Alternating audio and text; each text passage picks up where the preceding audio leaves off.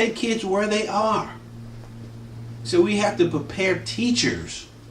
You know, we used to say kids would go home at 3 o'clock, 2 o'clock out of high school or middle school or whatever and watch soap operas. You know what the good teachers would do? They'd watch soap operas too. And they'd come back and make a literacy lesson out of it. Who are the characters? What was the plot? Who was doing what? You know, write me a 500-page paper on days of our lives with such and such, okay? I mean, you get the same skill set of putting a sentence together, a paragraph together, supporting information. I mean, all of the conventional things that you would get from that soap opera story, you would get it from reading any novel, any other piece of literature.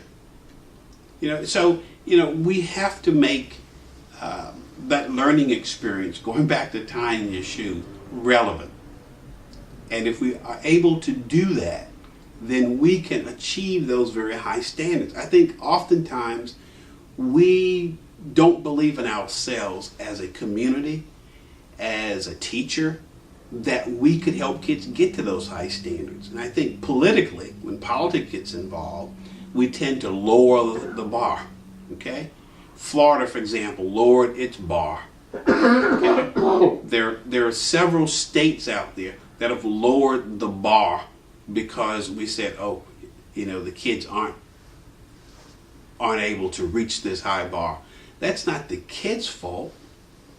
That's our fault and our responsibility to help those children reach that high bar. Why set a high bar? Standards have always been a part of the teaching and learning process. We've always had high standards, but standards don't teach children. Teachers teach children.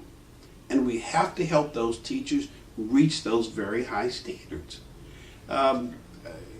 We compared with places like Singapore, which is rich, Finland, you know, almost doesn't even have poverty. And, you know, they're reaching and providing the kind of resources for their students to achieve these high standards. They're not simply saying, well, they can't reach the standards, we're going to lower the bar. We can do that in this country. We can do that in America. And we have to look at education like we do justice for all. What does justice for all mean? When you pledge allegiance to the flag of the United States of America, and you get down to the end and you say freedom and justice for all. Do we have freedom and justice for all in this country?